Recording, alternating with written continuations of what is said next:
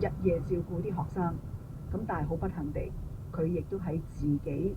工作嘅呢個地方咧染上咗病，而最後尾咧就喺佢哋3樓走廊盡頭嘅教師休息室就過世。咁喺呢一位年輕女教師過咗世之後咧，有人話你成日行3樓嗰條走廊，你會久不久喺深夜嘅時分，